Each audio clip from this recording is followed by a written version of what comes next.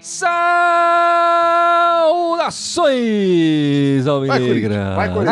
Esse é o podcast Irmandade Corintiana, número 314, 314. Eu sou o Guilherme, tô aqui com a Ana, com o Gibson e com o Dudu, o time clássico de 2022. Enfim, um pouco tristes, né? Um pouco felizes também com o jogo ontem, tristes com o jogo na quarta. Como é que tá o seu coração aí, Ana? Tá meio 50%. Eu ainda tô triste por causa de quarta, ainda tô triste por causa de ontem, né? O masculino, sim, o feminino. Tem o feminino também, né? Tô triste por causa disso, mas tô feliz por causa de ontem, tô feliz porque o Corinthians fez um bom papel durante a semana, então acho que tá meio a meio ainda. Eu vou ficar mais contente acho que quarta-feira.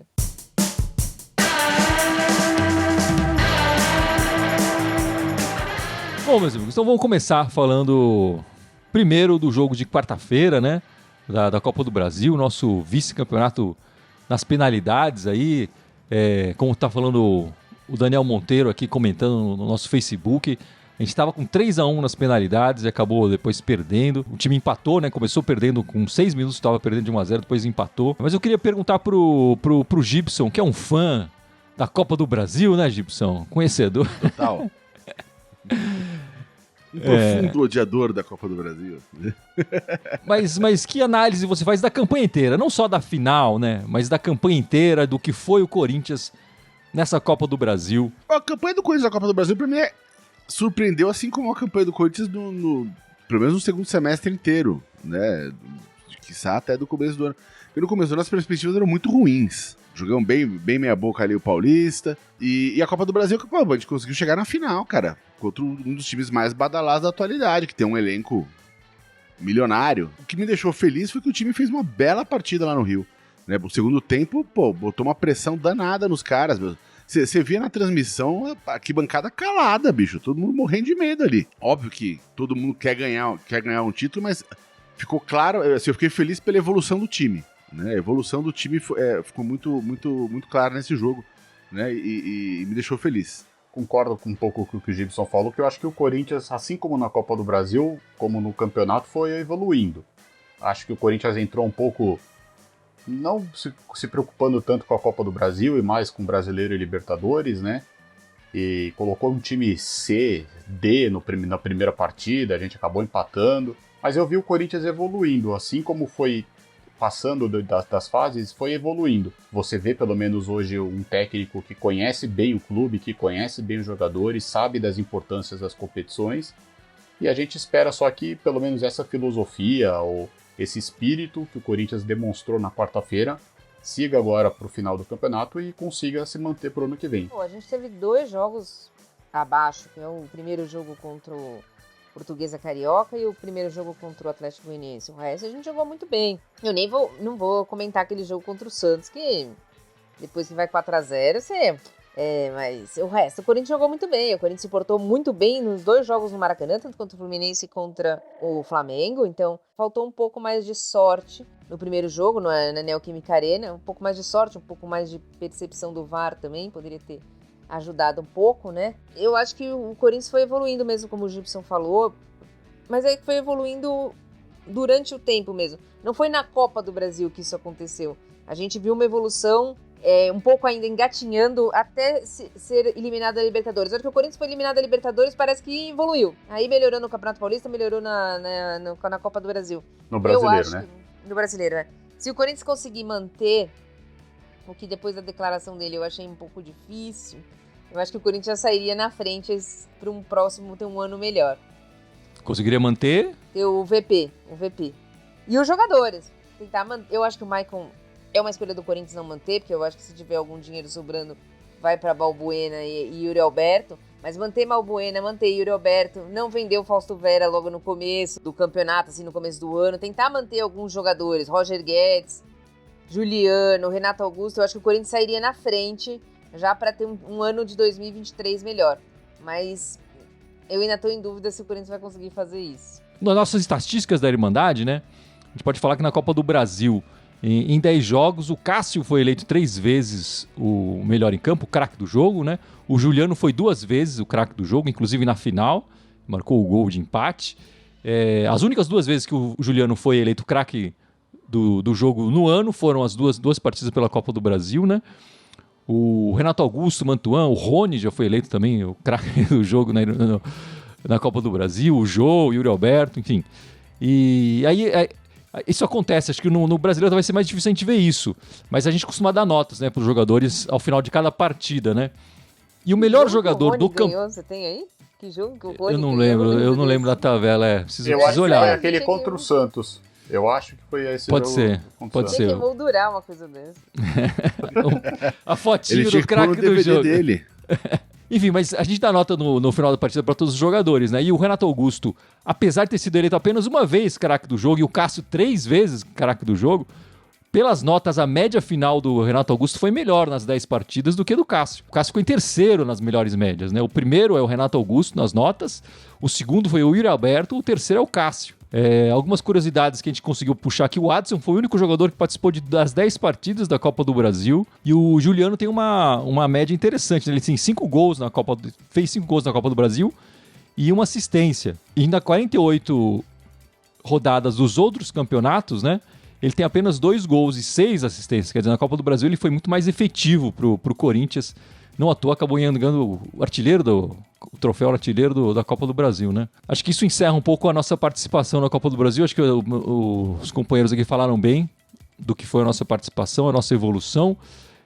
Tivemos bem perto do título, mas não chegamos lá. E eu acho que um dos problemas do Corinthians foi algo que a gente está vendo no decorrer do ano, e especialmente na passagem do Vitor Pereira, né? Que é aqueles gols de início de partida, né? O Corinthians começou a final, com 6 minutos já estava perdendo de 1-0, né?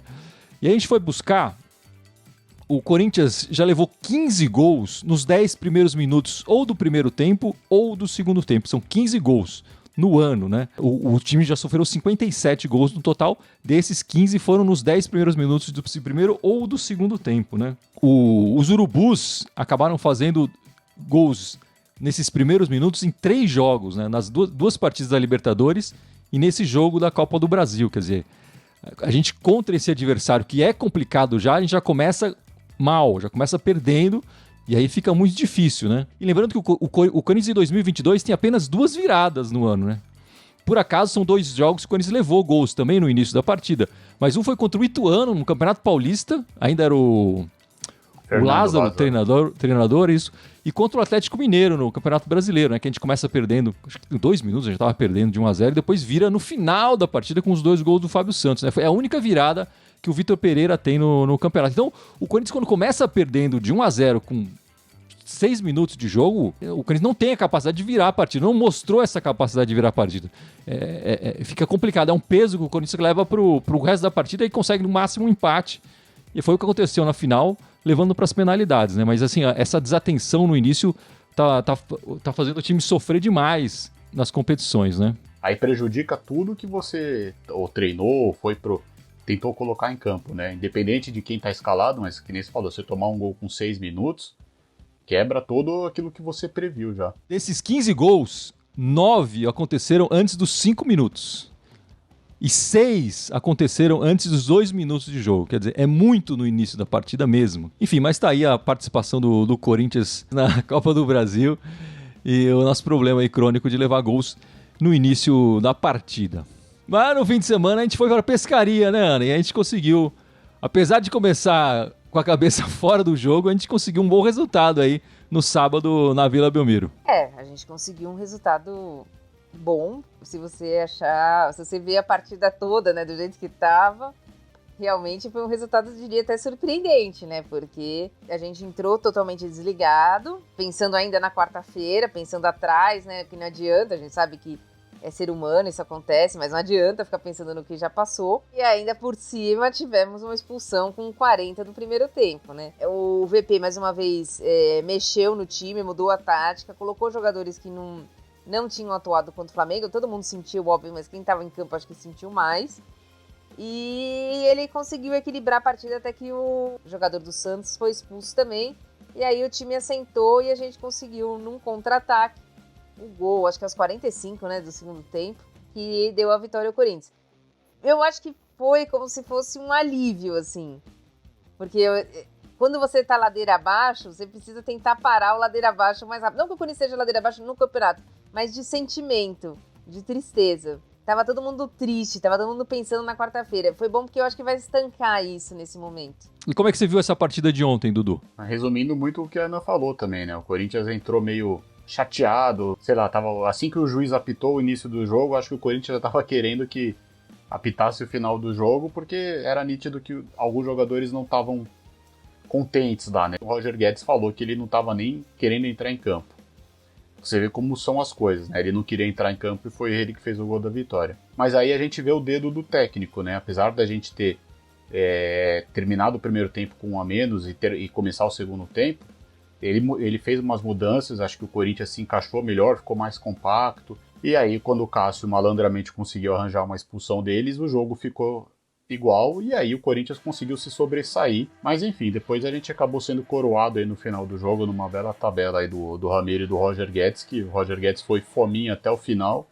E ele deu de bico a hora que ele tinha que dar, porque se ele demora mais 0,1 segundo, o cara tirava, né? Impressionante. E esperar agora o próximo jogo, né? Que acho que a torcida vai acolher bem o time. E que eles possam entrar com mais ânimo, assim, e mantenham essa boa vibração, essa garra aí pros 6 jogos que faltam, pra gente pelo menos terminar com a vaga direta na Libertadores e com dignidade o campeonato. E Gibson, pra mim o que ficou dessa partida, se a gente pegar esses 3 últimos jogos, né, os 2 da final da Copa do Brasil e essa partida contra o Clássico fora de casa na Vila Belmiro, a gente vê a mão do treinador funcionando mais, né? O VP fez as alterações nessas 3 partidas e o time melhorou nos 3 jogos, né?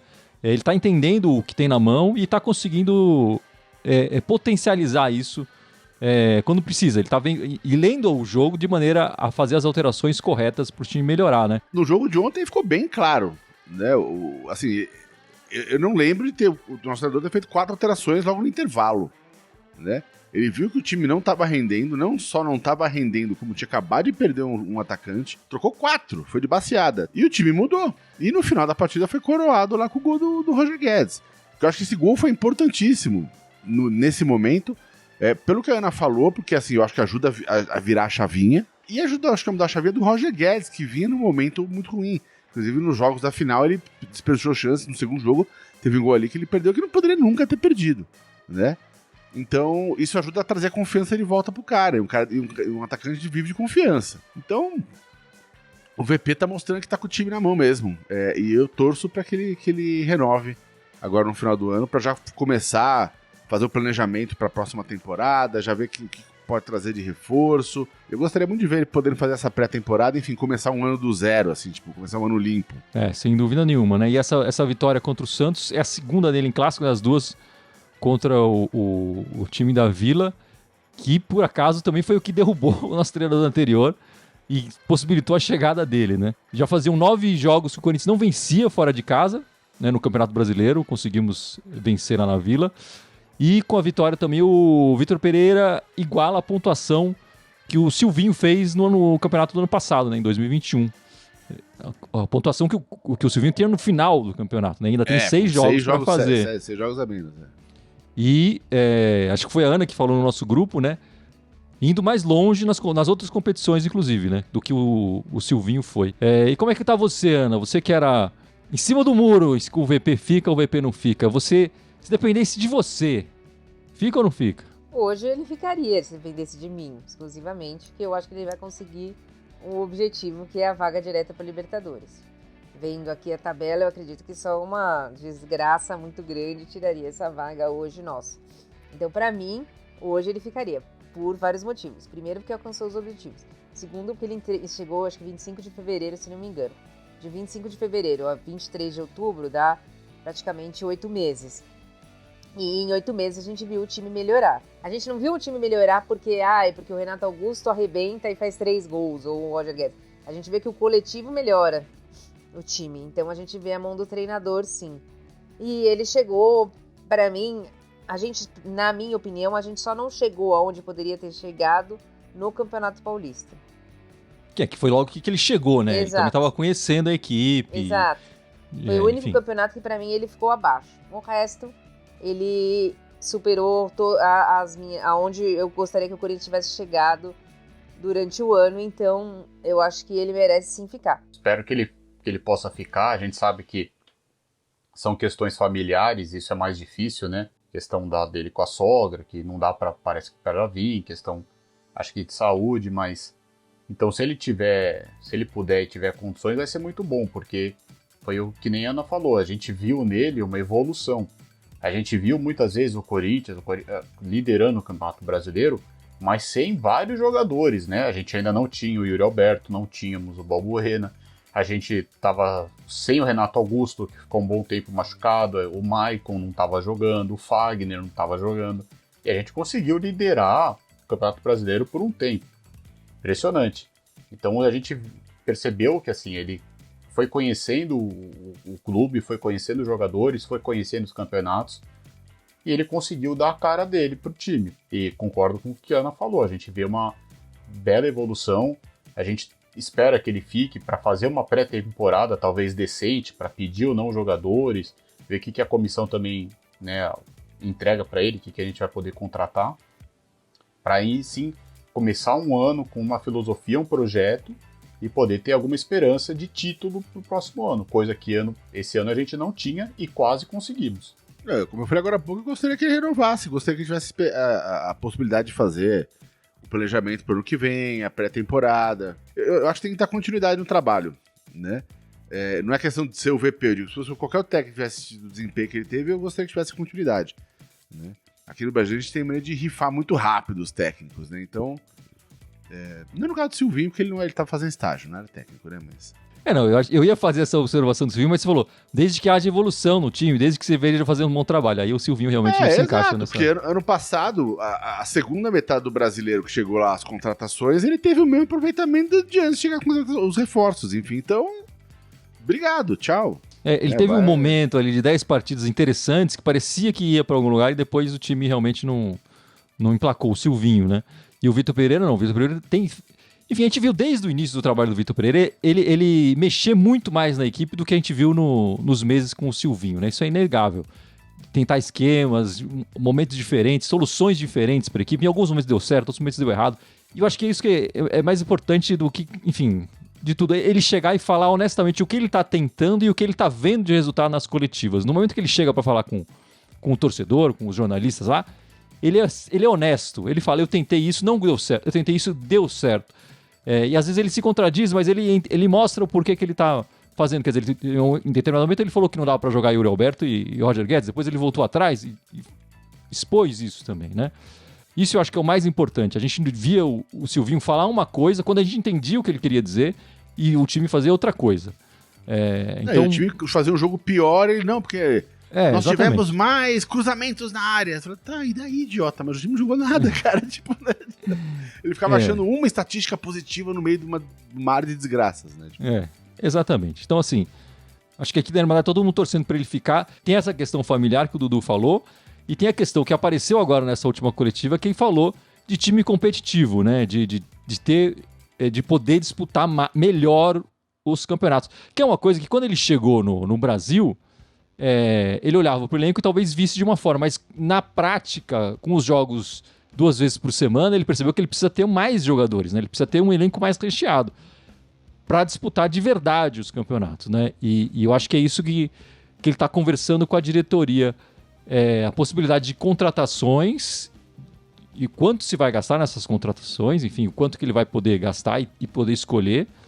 E, claro, a situação familiar que aí independe do clube, né? É uma questão que ele tem que resolver com a família dele lá. Enfim, mas ele me parece muito disposto a ficar, né? Ele nas declarações dele, ele parece muito à vontade aqui no Brasil, ele parece realmente ter se apaixonado pela torcida, se apaixonado pelo clube, e me parece que ele, se dependesse só dele, ele ficaria. Eu tenho essa impressão também, que se dependesse só da vontade dele, ele já teria renovado. E outra coisa que você comentou também, que é uma coisa que pra mim, eu gosto muito, particularmente pra mim, vale muito. Eu gosto desse lance da honestidade do cara, bicho, sabe? Não gosto do técnico ficar adorando a pila, jogar mal e falar, não, porque foi a arbitragem que fudeu a gente, não. Tem dia que ele vira e fala, a gente jogou mal hoje, jogamos abaixo, né? Não era o que estava planejado, não era o que a gente tinha combinado de fazer. Mesmo, às vezes, taticamente, ele fala, a gente combinou de fazer tal coisa e o time não fez, né? E ele põe aberto, cara, né? Então, cara, isso pra mim vale ouro. Assim, acho que a gente não tá acostumado aqui no Brasil com esse grau de transparência de um treinador, enfim, né? Mas eu gosto muito, né, de ver isso. E mesmo quando ele erra, ele fala, errei. Tipo, isso aqui fiz errado, tipo, né? Bom, meus amigos, agora a gente tem que olhar pra frente. E o que a gente tem pela frente são 6 partidas do Campeonato Brasileiro, né? Nós temos 3 jogos em casa na Neoquímica Arena, onde a nossa força, o Corinthians ainda é. O Corinthians é o melhor mandante do campeonato, né? E temos 3 jogos fora. Esses se preocupam mais, o Corinthians tem dificuldades em conseguir pontos fora de casa, né? Os 3 jogos em casa são contra o Fluminense, Ceará e, na última rodada, o Atlético Mineiro. A gente tem fora de casa esse jogo contra o Goiás, que a gente não sabe ainda quando vai ser a data, muito provavelmente vai ser no dia 29, mas não está confirmado, isso não está nada certo. Tem o jogo contra o Urubu. Ô Gui, desculpa só interromper, porque entrou o STJD, eles notificaram na sexta-feira à tarde, que eu fui atrás, o Goiás, porque pode ser que o jogo não seja até em Goiânia, em função da questão. Então eles deram 48 horas para o Goiás responder alguma coisa. Então provavelmente no começo dessa semana a gente deve ter alguma coisa. Mas eles não descartam em fazer em outro estado e talvez até em outra data, sem ser dia 29. Mas fora de Goiânia, o Goiás diz que não joga. Então isso aí, embrólio vai pra ser... É que eu acho que eles vão levar para o Serra Dourada, provavelmente, né? Bom, mas além do Goiás, que tá esse embrólio todo, a gente não sabe a data, mas é um jogo fora de casa, a gente tem os Urubus de novo no Rio, e a gente tem o Curitiba, lá em Curitiba, fora de casa, né? Enfim, o próximo jogo, que a gente sabe a data, sabe o horário, é quarta-feira, contra o Fluminense, na Neoquímica Arena, 9h45, é isso, 9h30, 9h45, ainda nessa quarta-feira. Nosso adversário direto que empatou hoje, né? Então a gente tá com um jogo a menos, mas tá 2 pontos na frente dele, é isso, Dudu? Mais ou menos no campeonato? Isso, a gente tá na frente deles. A gente tá... Na verdade, assim, nós estamos em quarto hoje, mas a gente tem esse jogo a menos, né? Mas enfim, o Corinthians tem tudo para pelo menos na hora que igualar o número de jogos, melhorar a pontuação, a gente espera, né?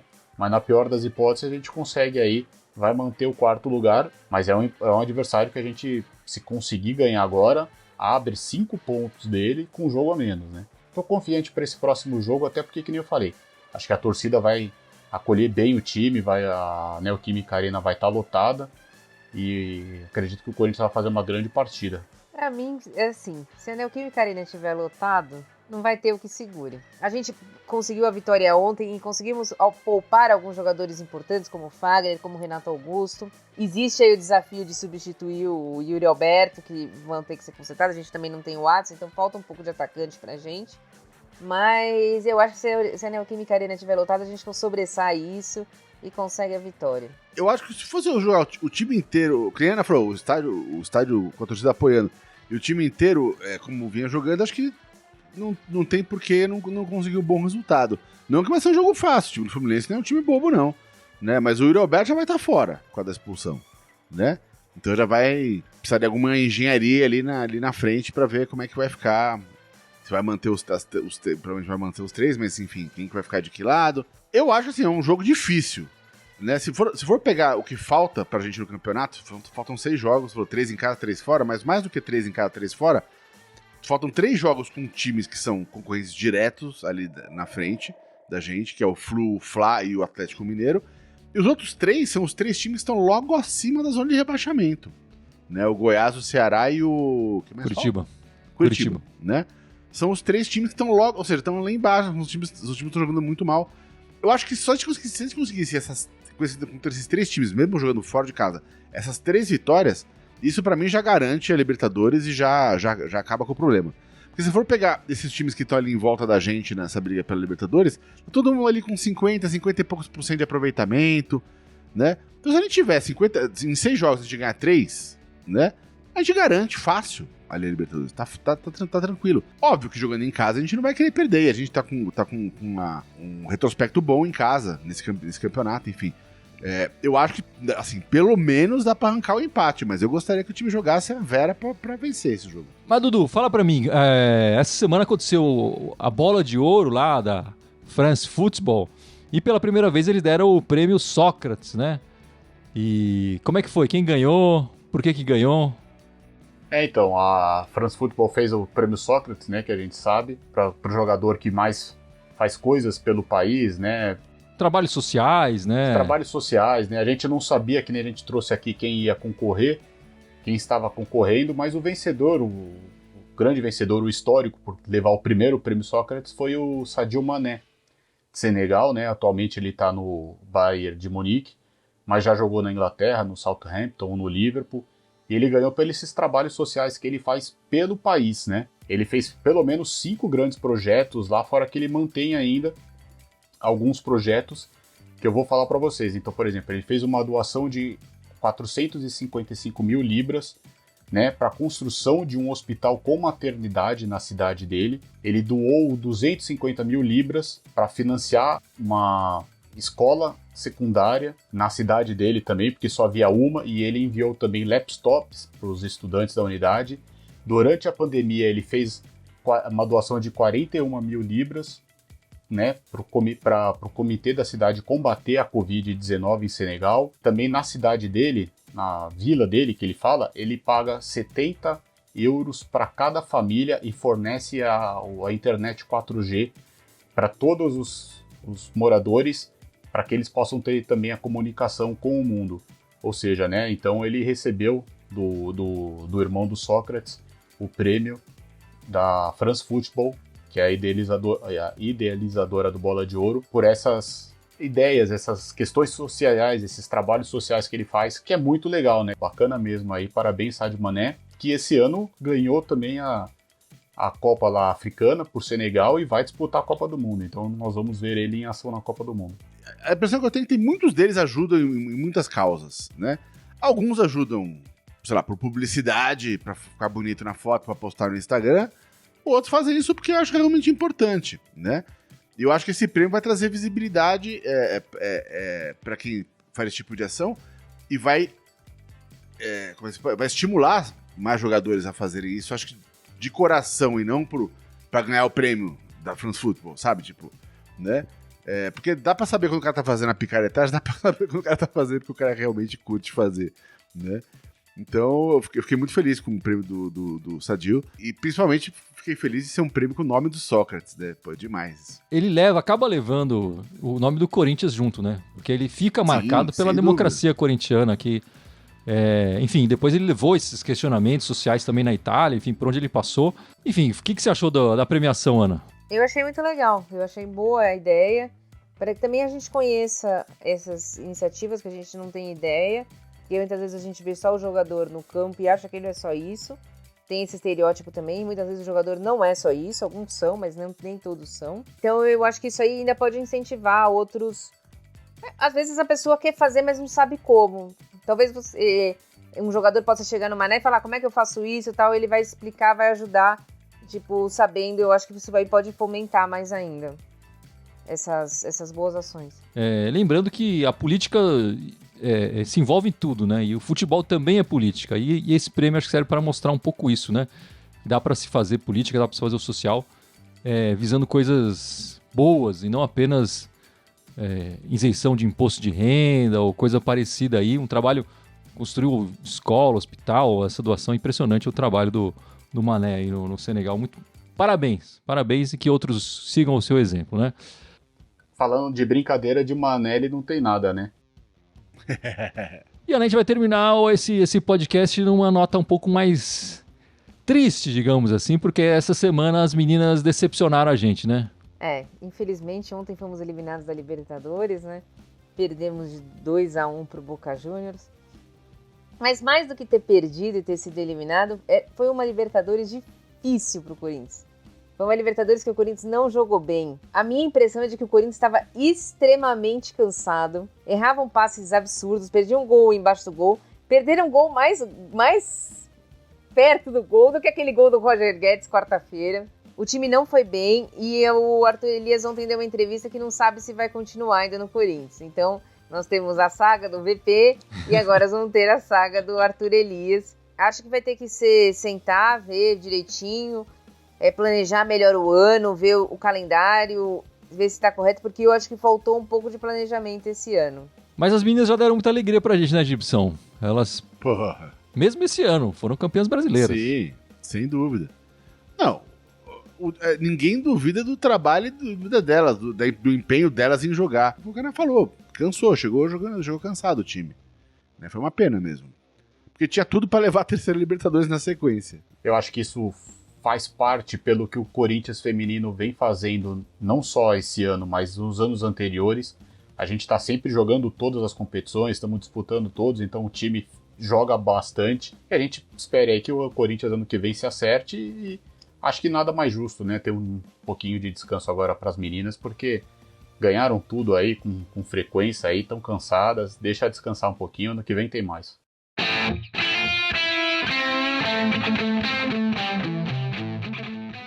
Bom, meus amigos, então vamos encerrando esta live, este podcast 314.